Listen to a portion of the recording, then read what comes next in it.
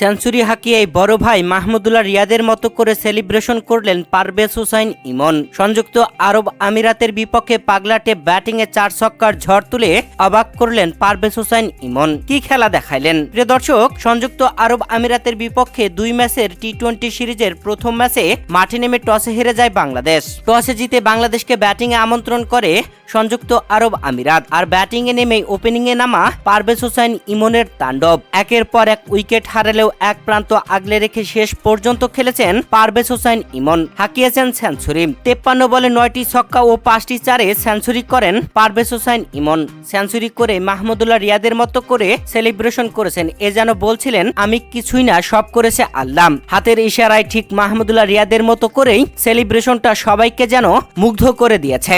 এরপরে সৃষ্টিকর্তাকে সেজদা দিয়েছেন মাঠেই। সেজদা থেকে উঠেই দুহাত তুলে দোয়া করেছেন। পারভেজ হোসেনের এমন তাণ্ডব ব্যাটিংয়ে বাংলাদেশ সংগ্রহ পেয়েছে 191 রান। 7 উইকেট হারিয়ে পুরো 20 ওভার খেলে বাংলাদেশের হয়ে আন্তর্জাতিক টি-20 ম্যাচে এর আগে সেঞ্চুরি হাঁকিয়েছিলেন তামিম ইকবাল। দ্বিতীয় ব্যাটসম্যান হিসেবে সেঞ্চুরি হাঁকালেন পারভেজ হোসেন ইমন।